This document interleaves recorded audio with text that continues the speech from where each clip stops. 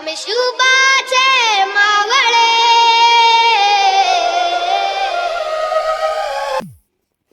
प्रकरण 48.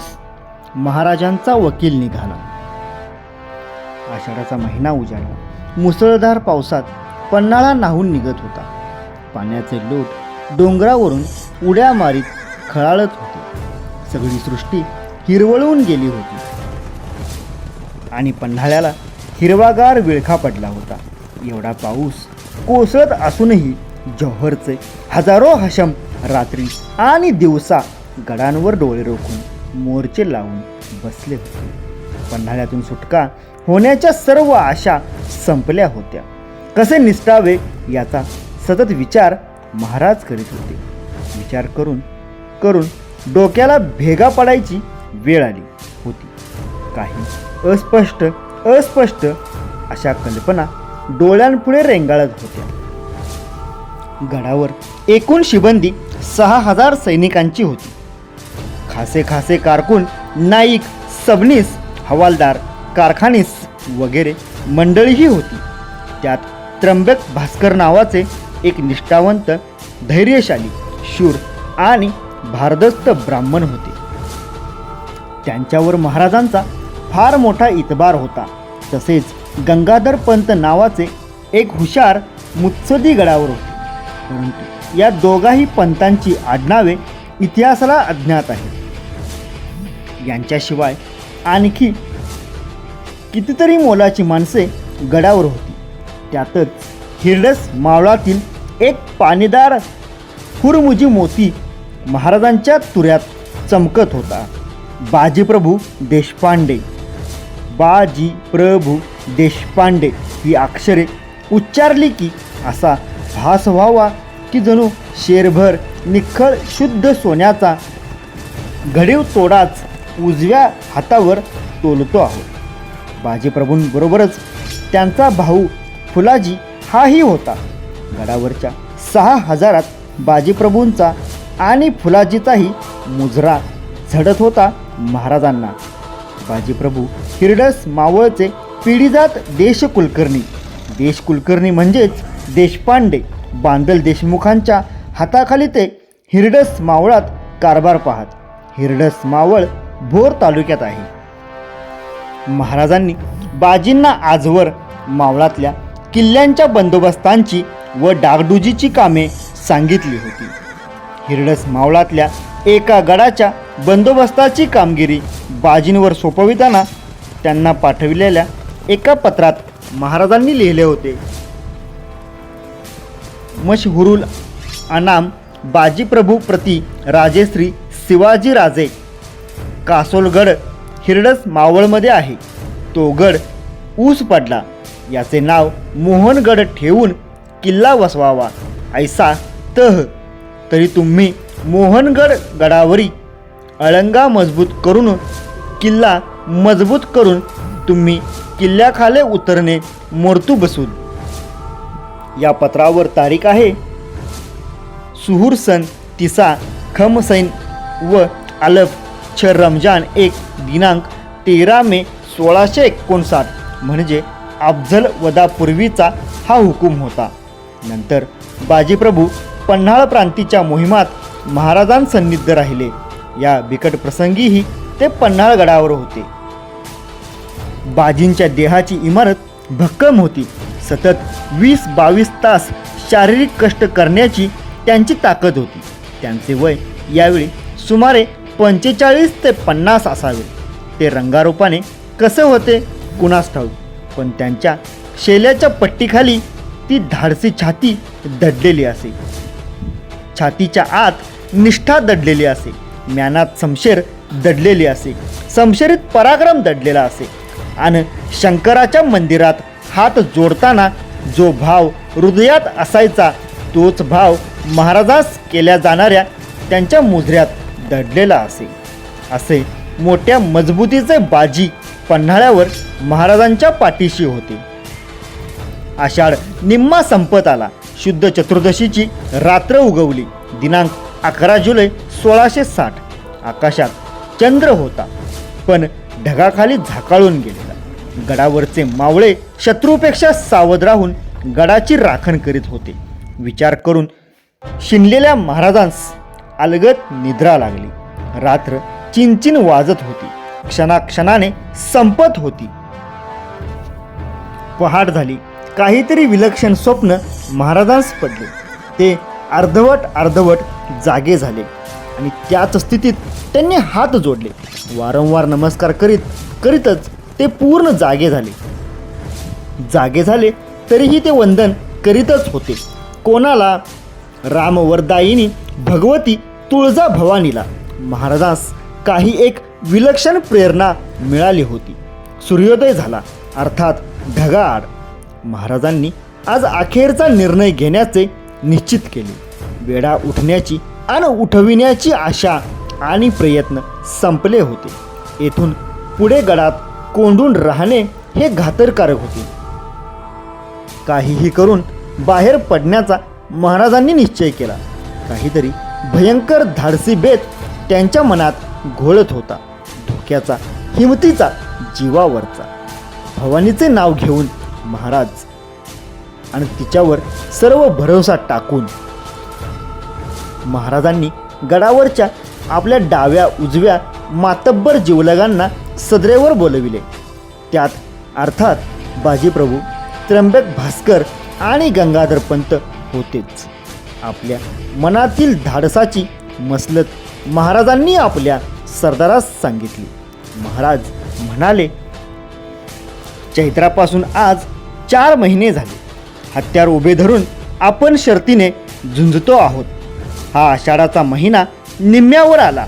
ज्यांचा पराक्रम गनिमांना सोसणार नाही असे शमशेर बहादर आम्ही लोक असूनही सिद्धी जौहर आमच्या हातून उडू शकलेला नाही. सरनोबत नेतोजी पालकरांनाही शिकस्त खाल्ली. जौहरचा वेढा आम्हाला थोडासुद्धा उठवता येत नाही. जौहर बळजोर आहे, जंग बहादूर आहे, त्याची फौजही मातब्बर आहे. त्याला मोडणे आज तरी आपणास दुरापास्त आहे. तिकडे पुण्याचा परगणा मोगल फौज पायाखाली घालीत असता सिद्धी जौहरशी झुंजण्यात मी येथे फार काळ गुंतून पडावे हे वाजवी वाटत नाही. तिकडे मोगलांशी झुंज दिलीच पाहिजे. तेवढ्यासाठी मी आता येथून निघून गेलेच पाहिजे. महाराजांचे हे शब्द ऐकून सदर चमकली. त्यात काळजी होती आणि उत्सुकताही होती. महाराज जाणार तरी कसे येथून? गडाला तर चिरेबंदी वेढा आहे शत्रूचा. मग अशी कोणती मसलत महाराजांनी ठरविली आहे ती जाणायला मंडळी आतुर झाली. महाराजांची मसलत खरोखरच भयंकर धाडसाची होती. जीवावर बेतणारी होती. तडीला जाण्यास अतिशय अवघड होती. ती त्यांनी त्या विश्वासाच्या निवडक मंडळींना सांगितली. आणि गडावर काही मोजकी माणसे, नक्की किती तेही कुणाला ठाऊक नाही, एका अवघड कामगिरीसाठी हिरिरीने तयार होऊन उभी राहिली. ही माणसे कोण, त्यांची नावे काय माहीत नाही. इतिहास त्यांच्या सावल्यांवर पाळत ठेवून उभा होता. त्यालाही त्यांची नावे गावे समजली नाहीत. पण त्यांची गुप्त धाडसी करामत मात्र इतिहासाला समजली. तीही अंधुक. काळाच्या काळोखात कोणा एका कवींद्राच्या प्रतिभेची वीज फक्त एकदाच झर्रकन चमकून गेली आणि तेवढ्या निमिषार्धात त्या साहसी सावल्यांचे तोंडवळे उजळले गेले आणि इतिहासाला समजले की ते धाडसी मर्द म्हणजे महाराजांचे हेर होते. सिद्धी जौहरच्या वेढ्यातून पसार होण्यासाठी कुठे एखादी फट सापडते का हे हेरून काढण्यासाठी हे हेर गडाखाली उतरणार होते. मगरीच्या जबड्यात शिरून तिच्या दातात काही फटी आहेत का हे शोधण्या इतकेच हे काम सोपे होते. पण ही कामगिरी त्या मर्दांनी उचलली. महाराजांच्या मसलतीतील सर्वात पहिली आणि महत्त्वाची कामगिरी हीच होती. अगदी गुपचूप हे हेर गडातून बाहेर पडले. ही वेळ अर्थात रात्रीचीच असली पाहिजे. सतत जागे असलेल्या शत्रुसैनिकांच्या डोळ्यात किंवा बंदुकीच्या गोळ्यात न गवसता वेढ्यात एखादी नाजूक जागा शोधायची होती. कोठून केव्हा फाडकन गोळी सुटेल, कोठून सरसुई एखादा बाण सुटेल किंवा कुठे पटकन मागच्या बाजूने मानगुड पकडली जाईल याचा नेम नव्हता. झाडाझुडपा आडून दरी धोंड्या मागून नागासारख्या माना उंचवीत वाट शोधायची होती. ते कसे गेले, कोठून गेले, त्यांनी काय काय केले कोण जाणे. मोती शोधायला समुद्राच्या तळाशी जाणाऱ्या पाणबुड्याप्रमाणे ते गडाच्या तळाशी गेले. आणि केवढी कौतुकाची गोष्ट, आनंदाची गोष्ट, आश्चर्याची गोष्ट, ते हेर काम फत्ते करून गडावर आले. अगदी अचूक नाजूक वाट हेरांनी हेरली. जणू समुद्राच्या तळाशी जाऊन वेजाचाच मोती शोधून काढला त्यांनी. भवानीने उजवा कौल दिला. वेढ्यात त्यांना एक फट अशी सापडली की तेथे पहारे नव्हते, मोर्चे नव्हते, गस्त नव्हती. थोडक्यात म्हणजे तेथे जौहरच्या हशमांची वर्दळ नव्हती. ही फट अरुंद, उंच सखल आणि अडचणीची होती. त्यामुळेच जौहरच्या व भाईखानाच्या नजरेतून तेवढीच जागा सुटली. जौहरने भाईखानाला व इतर सरदारांना वास्तविक असा सक्त हुकूम दिला होता की मुंगीला जाण्या इतकीही फट ठेवू नका, अगदी दाट व कडक पहारे ठेवा. महाराज गडावर हेरांची वाट पाहत होते. त्यातल्या त्यात कमी धोक्याची एक वाट हेरांनी टेहळली. हे ऐकून त्यांना आनंद वाटला. लगेच महाराजांनी पुढचा बेत हाती घेतला. काहीतरी युक्ती करून जौहरची छावणी बेफिकीर बनवायची हा तो बेत. आषाढी पौर्णिमेचा दिवस उगावला. काही घटका दिवस वर चढला आणि महाराजांच्या महालातून गंगाधर पंत पत्राची थैली घेऊन बाहेर पडले. त्या थैलीत खास महाराजांच्या शिक्कामोर्तबीचे पत्र होते. पत्र सिद्धी जौहरसाठी होते.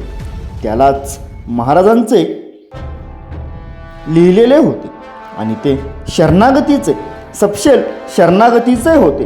गंगाधर पंत महाराजांचे पत्र घेऊन निघाले. जौहरकरिता काही नजरानेही पंतांबरोबर महाराजांनी रिवाजाप्रमाणे दिले असावेत. गडाखाली जाऊन सिद्धी जौहरशी बोलणी करण्याकरिता त्यांनी पंतांची नियुक्ती केली. पंतांना त्यांनी सर्व सूचना दिल्या, पत्र दिले आणि थैली घेऊन पंत निघाले. गडकऱ्यांनी दरवाजा उघडला आणि पंतांची पावले गडाखाली पडू लागली. वेढ्यातील सैन्याची नजर गडाकडे कायमची लागलेली असे. आज ना उद्या गडाची दातखीळ उचकटेल आणि कोणी ना कोणीतरी गडावरून खाली येईल. कदाचित जासूद येईल, कदाचित वकील येईल, कदाचित शिवाजीच येईल. निदान लढण्यासाठी फौज तरी येईलच या खात्रीच्या आशेवर ते डोळे लावून बसले होते. आणि त्यांना दिसले लहानसे 4-2 पांढरे ठिपके काळ्या हिरव्या डोंगरावरून खाली खाली उतरताना त्यांना दिसले. ते टवकारून पाहू लागले. कोण? कुणीतरी माणूस. वकील असेल. वकीलच. शिवाजीकडून अखेर वकील आलाच. आता शिवाजीचा, पन्हाळ्याचा आणि वेड्याचा लवकरच काही ना काहीतरी निकाल लागणार. शिवाजीला तर शरणच यावे लागेल खास. त्याला रस्ताच मोकळा नाही. उन्हात नि पावसात सतत राबल्याचे चीज होणार अशी स्पष्ट चिन्हे दिसू लागली. शिवाजीकडून वकील आला आहे ही खुशीची खबर जौहरला समजली. तो मोठ्या सावधपणे खुश झाला. आता येणाऱ्या या वकिलाशी काय काय व कसे कसे बोलायचे याच्या उभ्या आडव्या रेघा मनातल्या मनात आखण्यात जौहर मशगूल झाला. त्याचा भाव जावयासारखा वर वर चढत होता. आणि गंगाधर पंत खाली उतरत होते. थोड्याच वेळात पंत तळाशी आले, छावणीत आले. जौहरच्या शामियान्यात दाखल झाले. त्यांच्या वागण्यात वकिली नम्रता होती. जणू काळ्या कुरूप मुलीचे लग्न ठरवायला आलेत असा बाप. गडावर महाराज जगदंबेची पावले स्मरीत पुढचा बेत आखीत होते. मोठ्या अदबीने पंतांनी जौहरला पत्र सादर केले. पंतांनी महाराजांनी अत्यंत नम्र भाषेत पाठविलेल्या फारसी मजकुराचा हिंदी तर्जुमा असा: आपण पन्हाळगडाकडे येत असल्याची बातमी पूर्वीच जेव्हा मला समजली तेव्हाच माझ्या मनात इच्छा निर्माण झाली की आपणास सामोरे येऊन आपली कृपा संपादन करून संकटातून मुक्त व्हावे आणि सरफराज व्हावे. परंतु भय आणि कमनशीब यांनी माझे मन वेढून टाकले होते. आपले शुभ आगमन किल्ल्याच्या पायथ्याशी पूर्वीच झालेले आहे. आपण जर परवानगी द्याल तर रात्रीच्या वेळी मोजक्या लोकांसह मी आपल्या सेवेस हाजीर होईल आणि माझी इच्छा आपणास निवेदन करीन. आपला कृपायुक्त उपदेश मी माझ्या हृदयात साठवून घेईन. माझी खात्री आहे की आपल्या कृपेमुळेच माझ्या आशा सफल होतील. परमेश्वराची आणि बादशहांची कृपा झाल्यावर अगदी सामान्य माणूसही मोठेपणास का पोहोचणार नाही. मी केलेले मोठे मोठे गुन्हे आपण मला माफ करावे. कोणत्याही संकटापासून वडीलपणाने आपणच माझे संरक्षण करावे. मी स्वतः आपणास जातीने भेटावयास येण्यास तयार आहे आणि माझी सर्व दामदौलत हजरत बादशहाच्या नावाने आपल्या स्वाधीन करण्यासाठी मी तयार आहे. हे पत्र पाहून सिद्दी जौहर स्तब्धच झाला. बिनशर्त शरणागती? हा क्षण आपण फार सावधपणाने सांभाळला पाहिजे, कारण या वाटाघाटी त्या महालाबाद आणि कारस्थानी शिवाजीशी आहेत. तो जेव्हा फसवील याचा नेम नाही. अशी सिद्धीला मनातून टोचणी होत. बादशहाने वारंवार दिलेले सावधतेचे इशारेही त्याच्या डोक्यात गस्त घालीत होते. महाराजांच्या आजपर्यंतच्या सर्व लबाड्यांचा हिशेब आणि वचक मनात धरूनच तो विचार करीत होता. परंतु महाराजांचे ते स्पष्ट पत्र आणि गंगाधर पंडितांचा प्रांजळ निर्वाळा ऐकल्यावर जौहर मुग्धच झाला. यापेक्षा आपल्याला तरी दुसरे काय हवे आहे? शिवाजीने बिनशर्त शरण यावे आणि बळकावलेले एकूण एक किल्ले आणि मुलूक बादशहाच्या स्वाधीन करावेत, हीच आपली इच्छा आहे. मग शिवाजी तर हीच गोष्ट अगदी स्पष्ट शब्दात लेखी कबूल करीत आहे. अगदी स्वतः होऊन आपल्यासमोर तो हजर होणार आहे. सर्व बळकावलेली दौलत आपल्या स्वाधीन करणार आहे. आता उरलेच काय बोलायचे, मुद्देच संपले. आणि समजा शिवाजीने येथे येऊन दगाफटका केला तर? पण ते अशक्य आहे. शिवाजीला ते आता जमणार नाही. 35,000 फौजेच्या गराड्यात येऊन आपल्यासारख्या सावध आणि शूर माणसाशी अफजलखानाप्रमाणे दगाबाजी करण्याची त्याची काय हिंमत आहे? असे काही वेडे चाळे करण्याइतका तो खास मूर्ख नाही.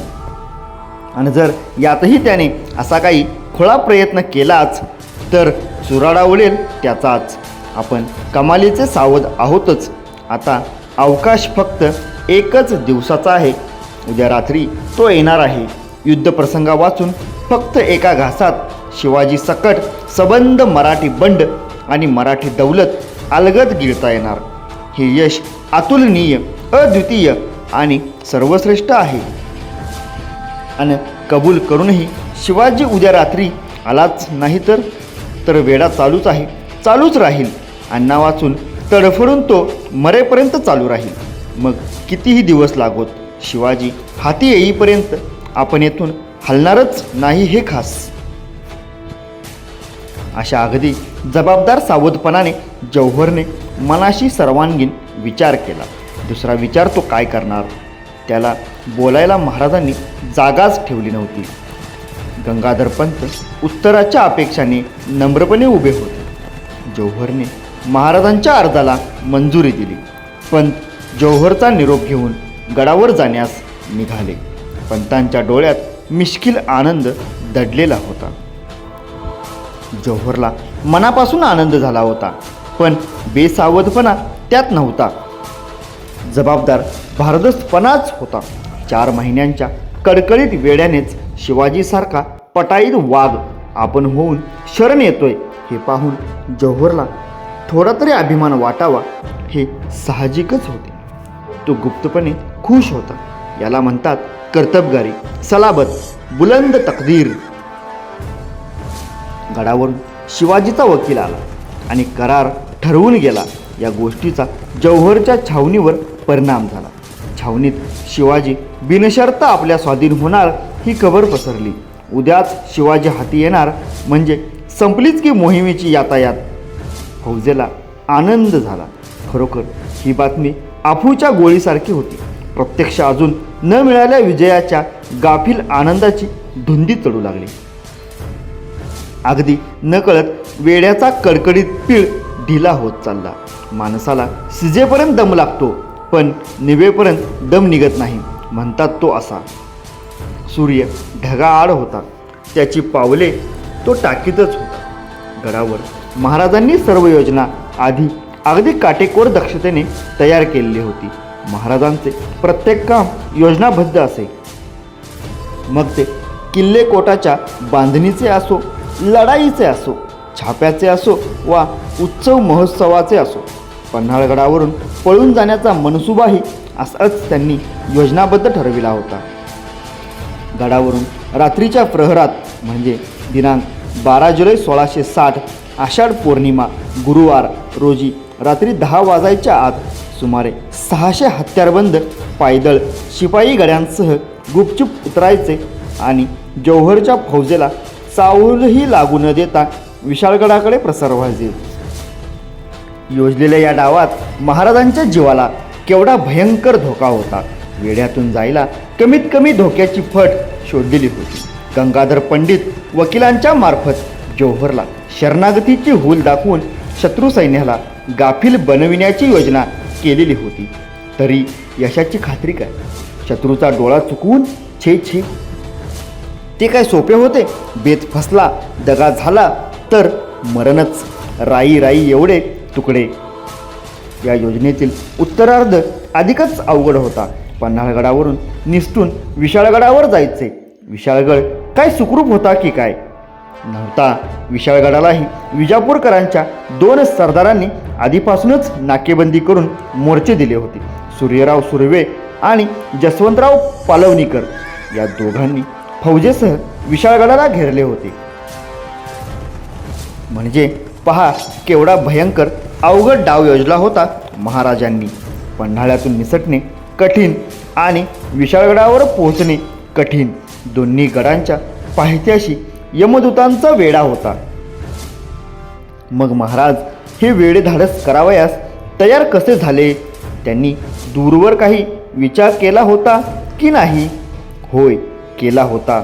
एकतर दिवसेंदिवस परिस्थिती इतकी कठीण होत चालली होती की जर आत्ताच त्यातल्या त्यात पावसाळ्याच्या गडबडीत पळण्याचा यत्न केला नाही तर पावसाळ्यानंतर जौहर जास्तच प्रबळ वेढा घालून प्रखर चढाया सुरू करेल. पावसाळ्यानंतर त्याची फौज अधिकच ताजीतवानी होईल. मग तर गडातून निसटून जाणे अशक्य, कालत्रयीय अशक्य होऊन बसेल. शिवाय शाहिस्तेखानाचा वरवंटा पुण्याच्या बाजूनंतर कोकणावर व मावळात फिरू लागेल. मग तो नाश नाचविणे कधीही शक्य होणार नाही. स्वराज्य मरून जाईल. पन्हाळ्यातून निसटायचे असेल तर हाच डाव, हीच वेळ, हीच संधी अखेरची. यानंतर वाट पाहायची असेल तर फक्त मरणाची पाहावी लागेल.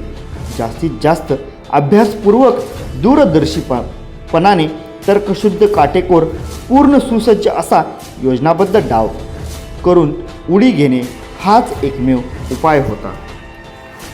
पूर्व प्रयत्न आणि श्री भवानीवर पूर्ण भरवसा हे महाराजांचे जीवनसूत्र होते.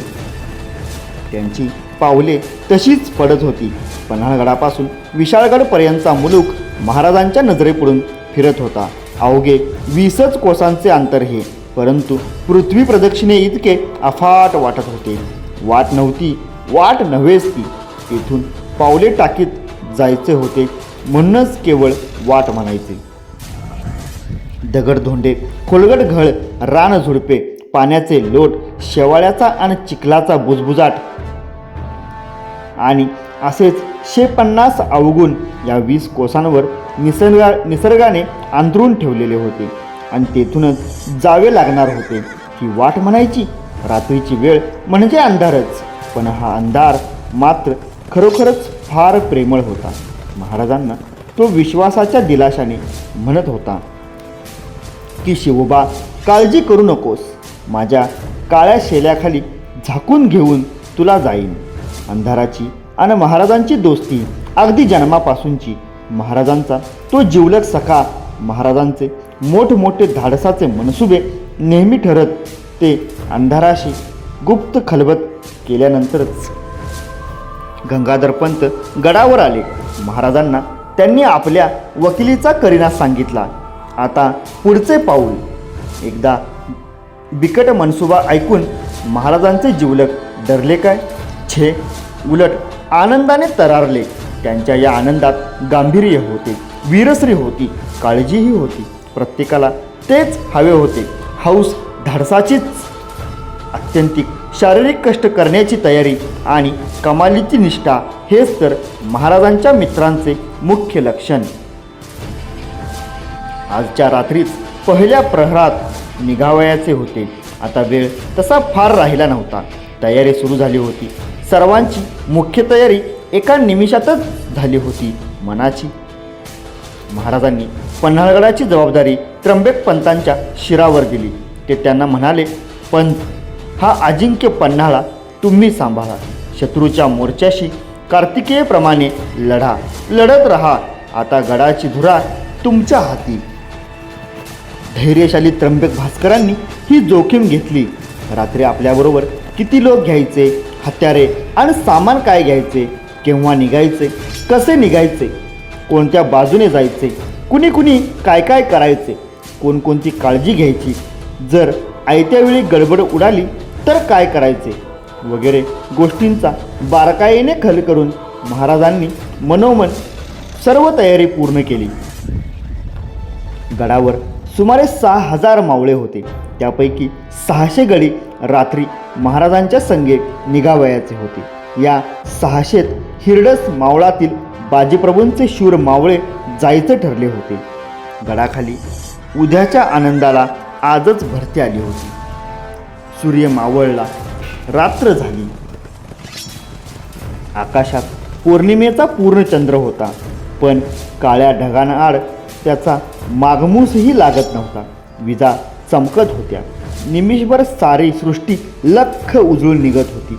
गडावर चाललेली मावळ्यांची लगबग, तटावरचे पहारे, दरवाजावरच्या भगव्या झेंड्याची फडफड झर्रकन झळकून जाई की लगेच पुन्हा अंधार, पहिल्यापेक्षाही दाट. आता पाऊस झिमझिमू लागला होता. वारा सुटला होता. लवकरच जोराचे वादळ सुटणार अशी स्पष्ट चिन्हे दिसत होती.